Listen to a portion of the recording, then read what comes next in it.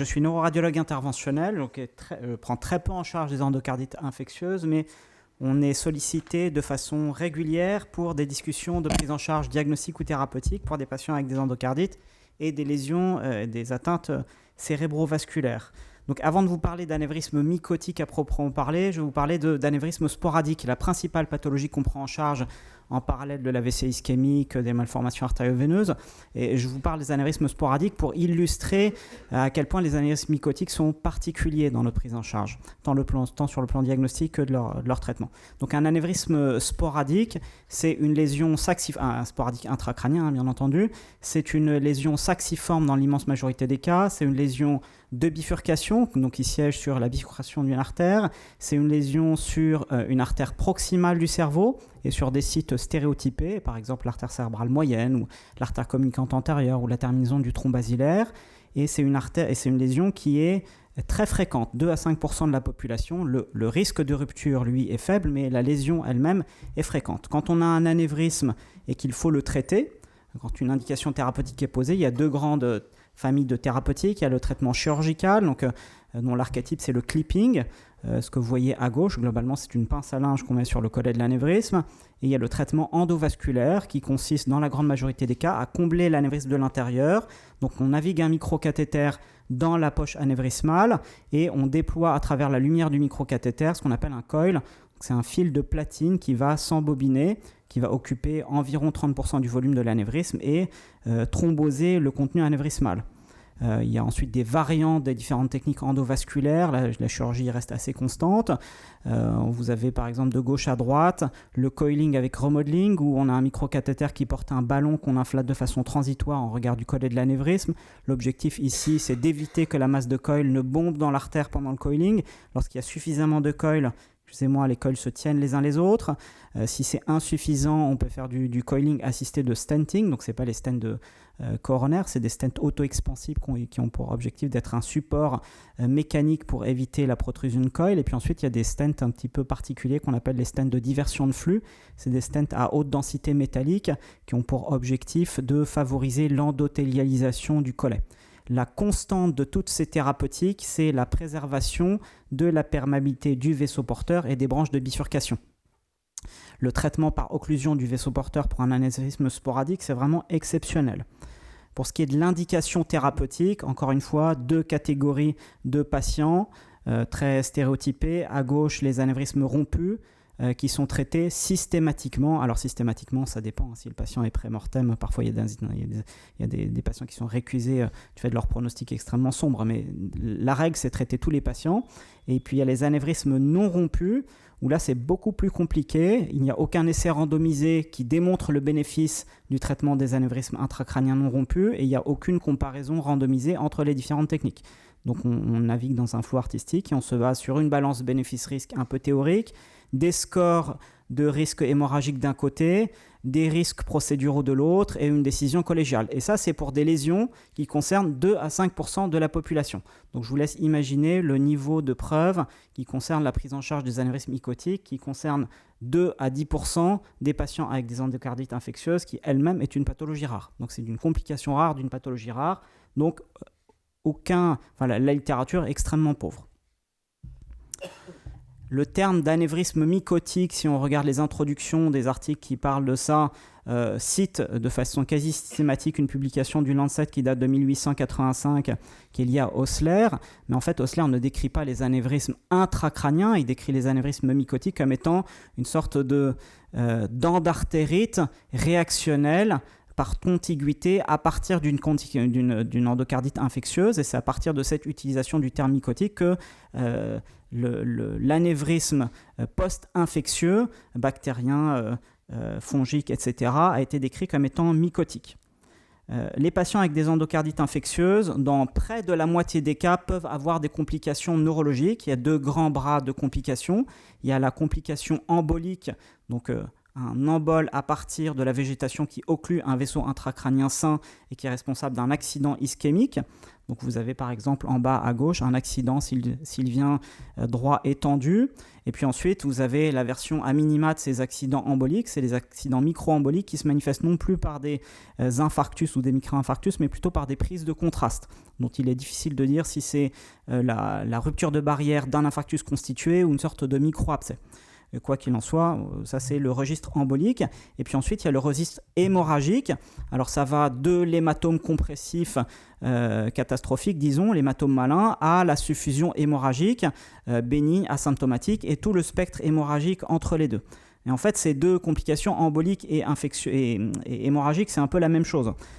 Vous avez ici un exemple d'un patient qui est pris en charge avec une endocardite et qui a une angiographie à la phase initiale, l'image de gauche, qui montre un micro-embole, donc une petite image de soustraction dans une branche distale de l'artère cérébrale moyenne. Et vous avez un contrôle à distance qui montre 1. La recanalisation du vaisseau, 2. L'évolution anévrismale. Donc l'évolution anévrismale, c'est une complication locale vraisemblablement d'un micro-embole. Alors ça nous rappelle, nous, ce qu'on appelle le modèle à l'élastase. Pour fabriquer des anévrismes intracrâniens sur modèles animaux, le plus souvent le lapin, on injecte localement de l'élastase pour détruire la matrice extracellulaire. Et si on soumet les lapins à une hypertension artérielle, eh bien quelques semaines après, ils vont développer un anévrisme. Donc c'est un peu, pour moi, intuitivement, c'est un peu la même chose. Une destruction locale de la paroi de l'artère qui ne répond plus à sa fonction de contenir la pression artérielle. Alors les anévrismes mycotiques, je vous l'ai dit, sont particuliers par rapport aux anévrismes sporadiques. Premièrement, ils sont rapidement évolutifs. L'anévrisme sporadique, c'est une lésion qu'on découvre le 1er janvier, un patient qui est vu en consultation le 1er juin et qui est traité 6 mois plus tard. L'anévrisme mycotique, ici, vous avez à gauche une artériographie à l'admission, c'est issu d'une publication mais c'est assez standard, et à droite une angiographie à J5. La première est normale, la deuxième montre un anévrisme mycotique, c'est ce qui est entouré par le cercle hachuré rouge. Et puis ensuite, surtout, en ce qui concerne la thérapeutique, ce sont des anévrismes qui sont distaux, donc c'est des artères de petit calibre, des artères pour lesquelles l'accès est beaucoup plus tortueux, puisque les artères cérébrales suivent les circonvolutions et donc ont un trajet en lacis. Et c'est des anévrismes qui sont fusiformes. Donc ce ne sont pas des lésions qui sont indépendantes anatomiquement du trajet de l'artère. C'est une dilatation du trajet de l'artère. En haut à gauche, vous avez un anévrisme du sommet de l'artère basilaire, avec en vert le trajet, si on veut y accéder par voie endovasculaire, donc la tortuosité proximale de l'artère vertébrale, mais sinon après c'est une artère toute droite. À droite, c'est un anévrisme mycotique sur la distalité d'une branche de l'artère cérébrale postérieure gauche, avec un accès qui est beaucoup plus tortueux. Les microcathéters qu'on utilise pour le traitement des anévrismes sporadiques, qui permettent de déployer des stents, des coils ou d'autres objets endovasculaires, sont rigides et de gros calibre. Ils ne permettent pas d'accéder aux lésions des anévrismes mycotiques distaux de l'endocardite. Les seuls microcathéters qui permettent d'accéder à la circulation cérébrale distale, c'est-à-dire dans des vaisseaux de petit calibre et avec un trajet très tortueux, c'est des cathéters de petit calibre. Donc par exemple ici, un microcathéter d'un industriel français qui est le plus petit qui est à notre disposition, qui fait 1,2 French, donc moins de 0,5 mm de diamètre externe. Et avec ça, la seule chose qu'on peut faire, c'est injecter un agent embolique liquide. Donc globalement, c'est de la colle, une N-butylcyanocrylate, ça s'appelle du Glubran, après il y en a d'autres. Mais globalement, injecter de la colle, ça ne permet pas d'occlure l'anévrisme en préservant la perméabilité du vaisseau. Et globalement, la seule chose qu'on peut faire, nous, avec un anévrisme mycotique, c'est occlure le vaisseau porteur. Alors, un cas illustratif d'une patiente de 30 ans avec une endocardite, avec une atteinte neurologique, donc des céphalées, une suffusion hémorragique dans le sillon central. Donc, en avant, il y a le gyrus précentral et en arrière, le gyrus post-central, les zones hautement éloquentes, parce que les aires primaires motrices et sensitives. Et à l'angioscanner, au sein de cette suffusion hémorragique, un micro-anévrisme extrêmement distal sur une branche de l'artère cérébrale moyenne. Donc, pas rompu à proprement parler au sens qu'il n'y a pas d'hématome, mais malgré tout une suffusion. Il est décidé initialement, compte tenu de l'éloquence du territoire de cette artère, une surveillance active et l'anévrisme finit par évoluer avec une augmentation de taille. Donc c'est un anévrisme évolutif, suffusé et donc décision de traitement. Vous avez ici l'angiographie de face et de profil. Alors c'est une patiente qui a des anévrismes multiples et donc 2 ont évolué. C'est les 2 qu'on voit qui sont assez évidents à voir. donc tous les deux sur des branches de l'artère cérébrale moyenne, mais vous voyez un autre en bas à droite du cadran droit qui est de plus petit calibre et qui est stable. Donc je vous montre à titre illustratif le chemin qu'on doit parcourir pour arriver à ces anévrismes. Donc en vert le chemin proximal, en bleu le chemin distal pour un des deux anévrismes, en rouge l'anévrisme et en violet c'est les vaisseaux qui sont en aval de l'anévrisme qui seront occlus lorsqu'on aura, qui arrêteront d'être perfusés lorsqu'on aura occlu l'anévrisme et son artère porteuse. Alors fort heureusement la circulation cérébrale est réputée terminale, mais en réalité les artères cérébrales antérieures, moyennes, postérieures communiquent entre elles à la surface du cerveau par ce qu'on appelle les anastomoses leptoméningées. C'est ce qui fait qu'avec une occlusion cérébrale moyenne proximale, on peut garder un cerveau non encore totalement infarci pendant 6 heures, 8 heures, 12 heures. C'est la base de notre thérapeutique, la thrombectomie mécanique pour l'AVC. C'est ce qui fait aussi qu'il y a une incertitude sur le caractère symptomatique de ces occlusions distales, mais qui est imprévisible malheureusement. Donc on a à gauche le trajet pour accéder à un de ces deux anévrismes et à droite le deuxième anévrisme avec un zoom sur le trajet distal, l'anévrisme et ses artères en aval. Et donc concrètement, qu'est-ce qu'on fait ? On navigue avec un microcathéter de très petit calibre jusqu'à l'anévrisme et on injecte de la colle, c'est l'image de droite. Donc la colle est rendue radio-opaque avec un mélange de peu importe ce qui s'appelle du lipiodol, mais on voit la progression de l'agent liquide, on occlue l'anévrisme, l'artère porteuse et les artères d'aval. Et vous avez l'angiographie finale à droite qui montre 1. les anévrismes occlus, et 2. le défect de parenchymographie, le défaut de perfusion du cerveau en aval de l'anévrisme. Une conséquence majeure pour vous, c'est qu'il y a un risque d'infarctus dans le territoire d'aval. Or, qui dit infarctus dit risque de transformation hémorragique de l'AVC. Donc on part d'une lésion qui peut saigner à une autre lésion qui peut aussi saigner, donc qui rajoute une couche de difficulté dans le contexte chirurgical. Que disent les recommandations sur la prise en charge thérapeutique des anévrismes mycotiques ? En fait, compte tenu de la pauvreté de la littérature, des choses de bon sens, mais rien qui puisse guider formellement au cas par cas pour tous les patients. Donc, par exemple, en 2015, il n'y avait aucune référence pour la ligne qui porte sur le traitement des anévrismes mycotiques. Globalement, ce qui était dit, c'est traiter les anévrismes rompus. Les anévrismes non rompus, surveiller, sauf si symptomatiques ou évolutifs. Traitement antibiotique. Et à discuter de façon pluridisciplinaire, en particulier pour les patients qui doivent être opérés, qui doivent être mis sous CEC. Les choses ont peu changé pour les recommandations de 2023, il me semble. Je vous propose un petit algorithme, encore une fois, qui est basé sur une littérature qui est très pauvre et de faible niveau de preuve.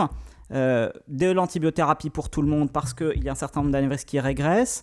Une dissociation entre anévrismes rompus et non rompus. Pour les rompus, traitement. Mais alors, est-ce que les suffusions hémorragiques comptent ? Parce que c'est quand même extrêmement fréquent si on fait un screening systématique en neuroradiologie. Beaucoup de patients auront des suffusions hémorragiques. Quid des patients avec un hématome mais un risque ischémique majeur ? Ensuite, pour les anévrismes non rompus, il y a un cut-off en termes de taille qui a été proposé. 4 mm surveillance, 7 mm et plus traitement, et puis une zone grise entre les deux. En pratique, très peu d'anévrismes arrivent à cette taille. Et puis bien sûr, en cas d'évolutivité, un traitement. Que faire des patients qui doivent être opérés ? Il y a le risque de rupture pendant la CEC, mais il y a aussi le risque de transformation hémorragique de l'infarctus qui est potentiellement induit. Et puis ensuite, tout ça doit être décidé en réunion de concertation pluridisciplinaire, donc la fameuse équipe endocardite, l'endocardite team. Voilà. Et puis surtout, parce que ça c'est peut-être un élément pour lequel la prise en charge est mise en défaut, il n'y a pas assez, à mon sens, de surveillance neuroradiologique pour les patients avec un anévrisme, parce que les anévrismes peuvent évoluer même après la guérison de l'endocardite. Ils ont une évolutivité qui est un peu autonome. La lésion vasculaire peut s'autonomiser, soit vers l'augmentation de la taille de l'anévrisme, ou vers parfois les sténoses proximales et les maladies sténo-occlusives. Voilà, je vous remercie de votre attention.